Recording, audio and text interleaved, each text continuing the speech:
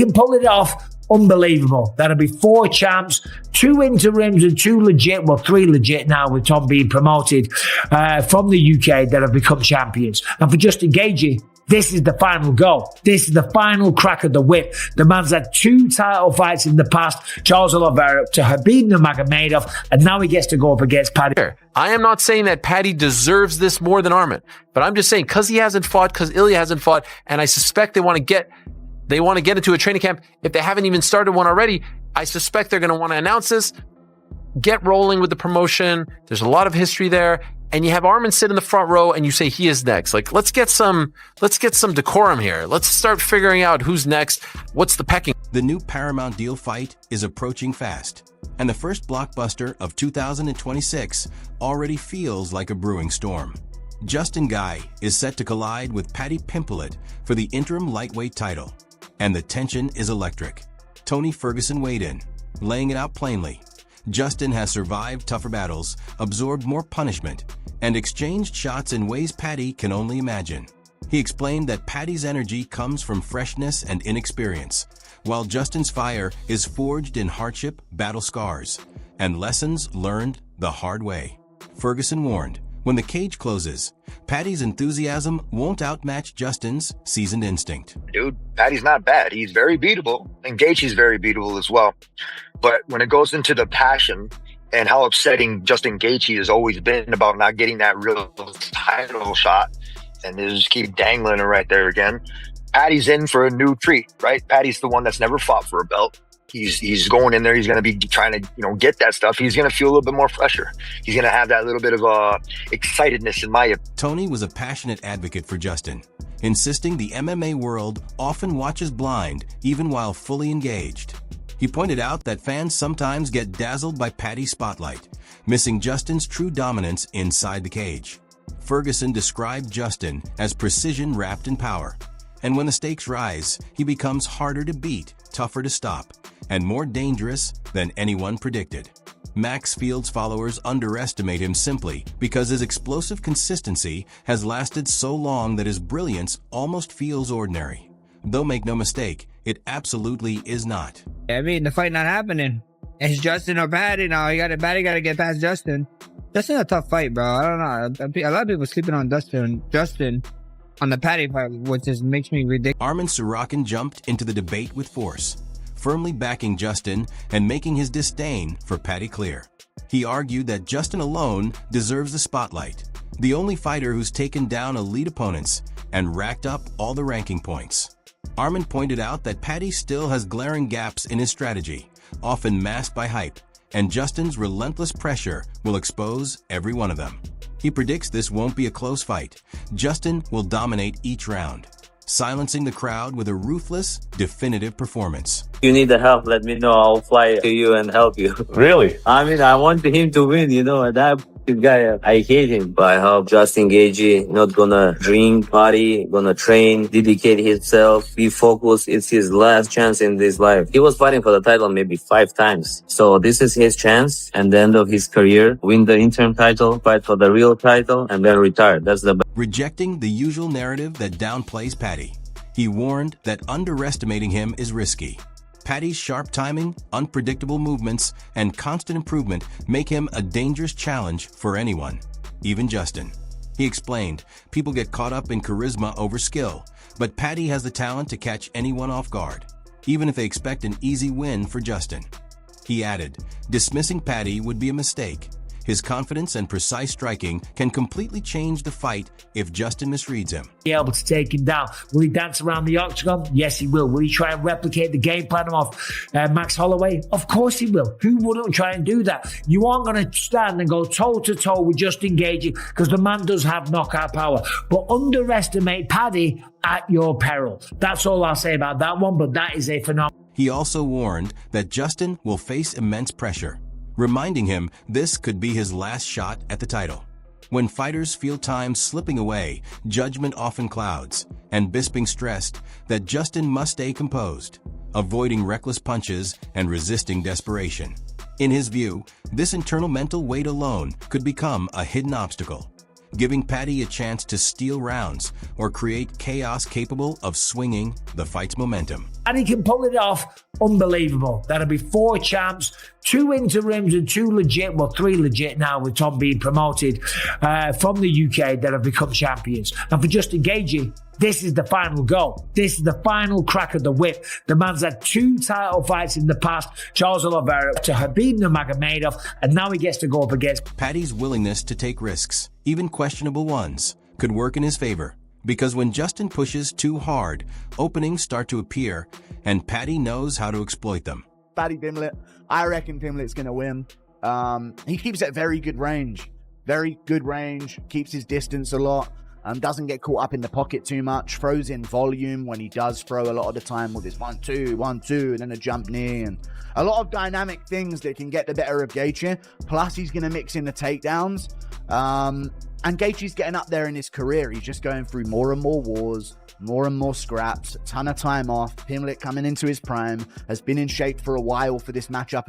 Cora turned heads by backing Paddy, saying his striking has developed enough to land serious shots whenever Justin overcommits. Aaliyah added that while Justin can create openings in chaotic exchanges, Paddy has the precision to capitalize and deliver meaningful damage if he stays composed.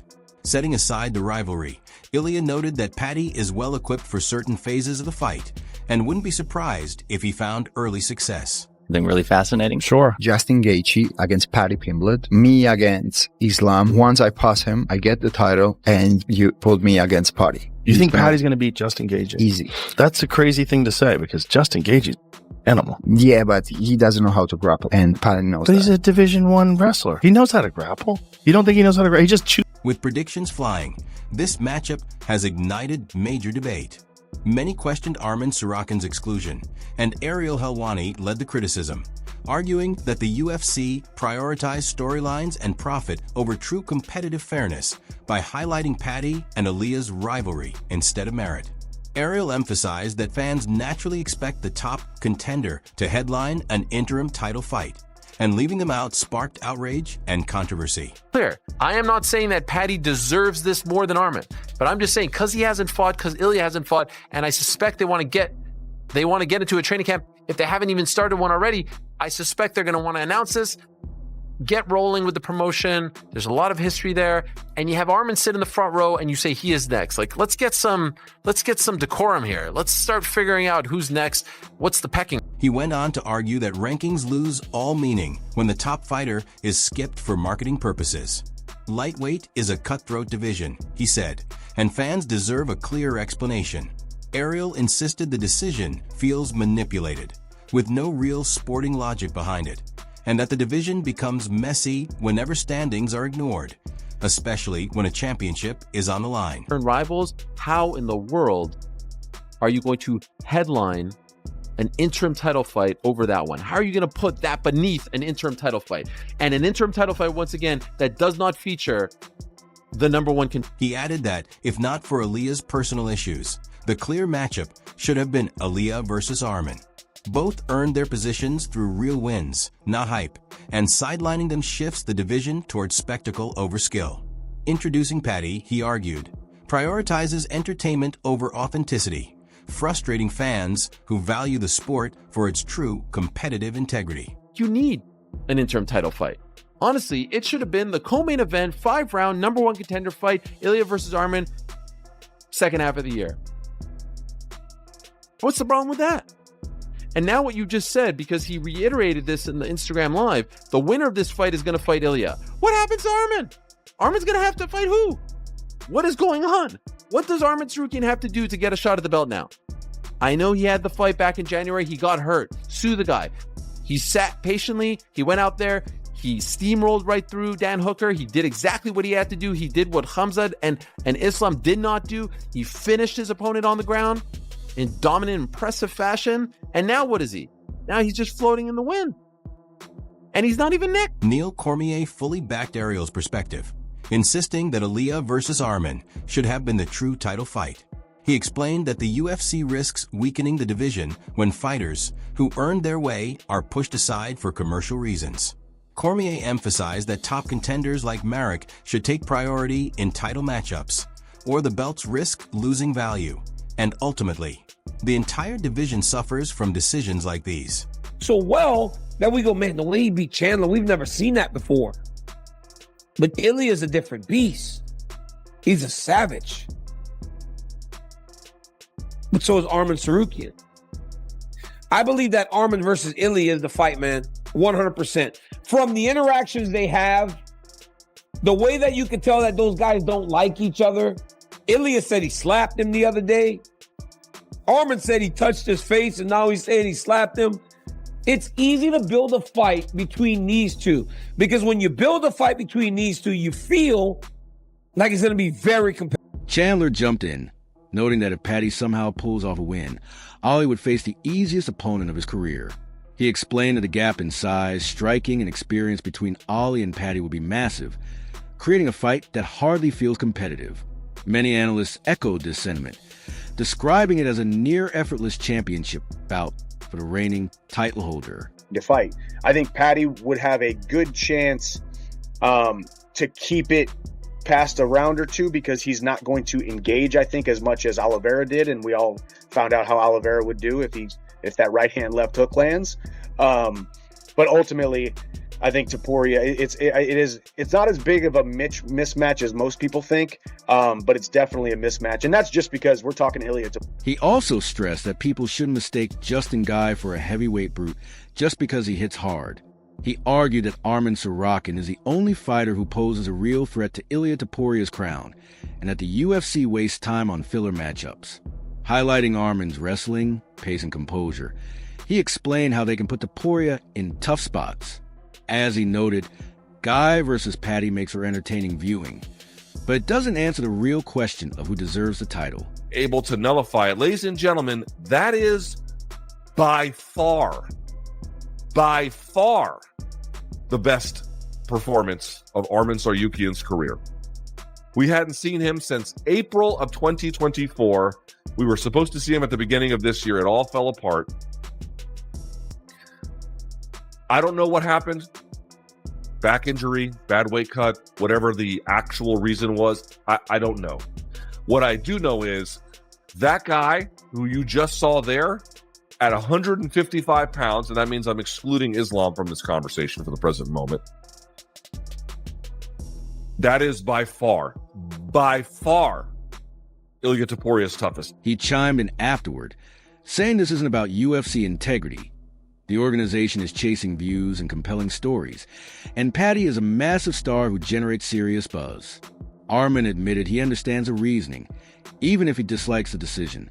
He explained that the UFC will sacrifice ranking fairness for hype, and this fight is a clear example of entertainment taking the lead over merit. They tried. They gave him easier because they know he's gonna lose to Ilya. Better like to do interim title and make something like a bigger than, because if he has no title, he's fighting for the title. He's not that big, but when he gonna be, I hope he's not gonna be a champion, but like UFC think he's gonna be a champion and he's gonna fight for the real belt with Ilya. That time he's gonna be superstar and they can sell more pay-per-views or whatever they do. And the real fighters like me just watching and waiting our time. He admitted the UFC is shaping Paddy and Ilya into a blockbuster rivalry, aiming for a narrative on the scale of Conor versus Khabib, and building the division around that story. The goal is big money, stretching the drama as far as possible. He expects future matchups to follow the same pattern, as entertainment increasingly overshadows the traditional ranking system. It's levitated his way into an interim title shot, which is insane, but fair enough. As an Englishman, I'm all on board with this. But, you know, it is what it is. I think he'll beat Gaethje, but let it be known, Gaethje said, I'm not fighting ever again, and I'll retire if you don't give me a title shot. And bent the knee. They bent the knee to Justin Gaethje and just gave him what he wanted through him threatening to retire after beating Fiziev on short notice. Are you hearing what I'm saying? Subscribe for more rapid-fire fight breakdowns, sharp insights, and non-stop expert analysis.